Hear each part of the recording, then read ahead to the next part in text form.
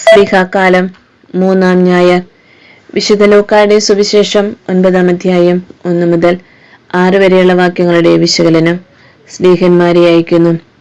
പിതാവ് തന്നെ ലോകത്തിലേക്ക് അയച്ച ദൗത്യം തന്റെ ശിഷ്യരെയും പരമേൽപ്പിക്കുന്ന ഭാഗമാണ് നാം ഇന്ന് വായിച്ചു ധ്യാനിക്കുന്നത്. സ്ലീഹാകാലത്തിന്റെ ചൈതന്യം അയക്കപ്പെടുക എന്നാണല്ലോ.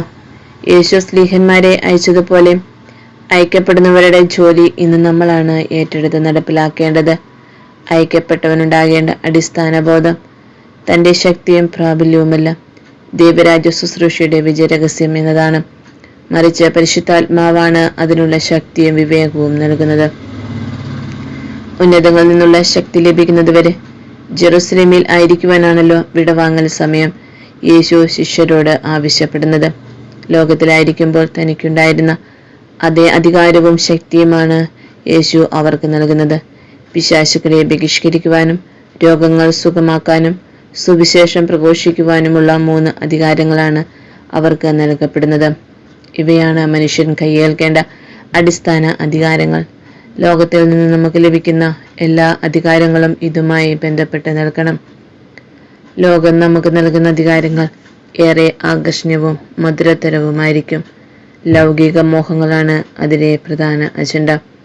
വിലക്കപ്പെട്ട പഴം ഭക്ഷിക്കാൻ ഹവ്വായോട് ആവശ്യപ്പെട്ട അതേ നുണയിലൂടെ ലൗകിക അധികാരങ്ങൾ കൂടുതൽ ആകർഷണീയവും മധുരതരവുമാക്കുന്ന സാത്താന്റെ സാന്നിധ്യം നമുക്കിടയിലുണ്ട്. അവന്റെ രാജ്യത്തിന് അറുതി വരുത്തുക എന്നതാണ് യേശു ഏറ്റെടുത്ത പ്രധാന ദൗത്യം. അനുസരണക്കേടിലൂടെ ലോകത്തിന്റെ നിയന്ത്രണം ഏറ്റെടുത്ത സാത്താനെ അനുസരണത്തിലൂടെ യേശു നിഷ്പ്രഭമാക്കി. ലോകത്തിന്റെ മേൽ അധികാരം കൈയേൽക്കണമെങ്കിൽ അവന്റെ രാജ്യം ആദ്യം തകർക്കപ്പെടണം. അതുകൊണ്ടാണ് പിശാചുക്കളുടെ മേൽ അവൻ ആദ്യം അധികാരം നൽകുന്നത്. പിശാചിന്റെ സാമ്രാജ്യം തകർക്കപ്പെട്ടാൽ മാത്രമേ ദൈവരാജ്യ പ്രവർത്തനം സുഗമമാകുകയുള്ളൂ. സാത്താന്റെ സാമ്രാജ്യത്തിൽ കിടമത്സര്യങ്ങളും കുസിത പ്രവർത്തനങ്ങളും ഇത്യാദി പ്രതിലോഭ പ്രവർത്തനങ്ങളുമാണ് മുഴിച്ചു നിൽക്കുന്നതെങ്കിൽ ദൈവരാജ്യത്തിൽ കരുണയും സ്നേഹവും ദയയും തുടങ്ങിയ ആത്മീയ ഫലങ്ങളായിരിക്കും മുന്നിട്ട് നിൽക്കുക. സ്വർഗരാജ്യം സമീപിച്ചിരിക്കുന്നു എന്ന് പ്രഘോഷിച്ചപ്പോൾ അതിലടങ്ങിയിരിക്കുന്ന സത്യം അത് തന്നെ ആയിരുന്നു. അഷ്ടഭാഗ്യങ്ങളിൽ വായിക്കപ്പെടുന്ന ഓരോ ധാർമ്മിക മൂല്യങ്ങളും ഇതിനെ അടിസ്ഥാനമാക്കിയുള്ളതാണ്. പഴയ നിയമങ്ങളെ പൂർത്തിയാക്കുന്ന ധാർമ്മിക നിയമങ്ങളാണവ. യേശു പഠിപ്പിച്ച പ്രാർത്ഥനയിൽ ഇതൊക്കെ ഉൾച്ചേർന്നിട്ടുണ്ട്. യേശു പ്രഖ്യാപിച്ച പുതിയ നിയമ സംഹിതയിൽ സ്വർഗത്തിലെ ദൈവം നമ്മുടെ പിതാവായി മാറുന്നു, നമ്മൾ മക്കളും.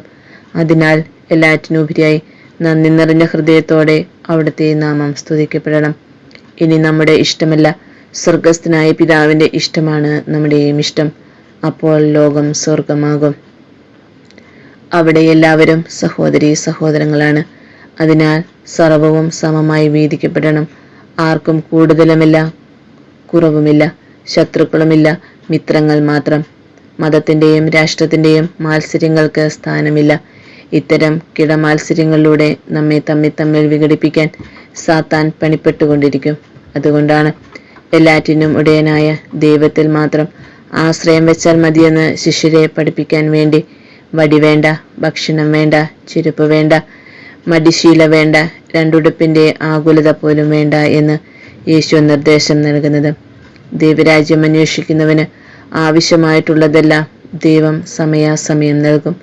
പ്രതികൂലങ്ങൾ ഉണ്ടായാലും അവർ ചഞ്ചലചിത്തരാകുകയില്ല. പരീക്ഷണങ്ങളെ അതിജീവിക്കാനുള്ള ശക്തിയാണ് ഏറ്റവും സുപ്രധാനമായത്. യേശുവിന്റെ പരീക്ഷണങ്ങളിൽ അവന് ശക്തി നൽകിയവൻ തന്നെ അവന്റെ ശിഷ്യർക്കും ശക്തി നൽകും. അത് പരിശുദ്ധാത്മാവിന്റെ പ്രവർത്തനമാണ്. യേശുവിന്റെ അസാന്നിധ്യത്തിൽ അവൻ അയക്കുന്ന പരിശുദ്ധാത്മാവാണ് ഇനി ലോകാവസാനം വരെ നമ്മെ ശക്തിപ്പെടുത്തുന്നതും വഴി നടത്തുന്നതും. അത് സ്വർഗത്തിലേക്കുള്ള വഴിയാണ്. പരിശുദ്ധാത്മാവിന്റെ പ്രേരണയിലൂടെ ലോകരാജ്യത്തിലുള്ളവരെയും സ്വർഗരാജ്യത്തിലേക്ക് ആനയിക്കുക എന്നതാണ് ശിഷ്യന്മാരെ പരമേൽപ്പിച്ചിരിക്കുന്ന ദൗത്യം. ദൈവരാജ്യ മൂല്യങ്ങൾ മുറുകെ പിടിച്ചുകൊണ്ട് ലോകത്തെ വീണ്ടെടുക്കുവാനുള്ള ദൗത്യം പരിശുദ്ധാത്മശക്തിയാൽ തന്നെ നമ്മിലൂടെ നിറവേറപ്പെടുമെന്ന ബോധ്യത്തിലേക്ക് സ്ലീഹാകാലത്തിലെ ഈ 3-ാം ഞായർ നമ്മെ കൂട്ടിക്കൊണ്ടുവരുന്നു.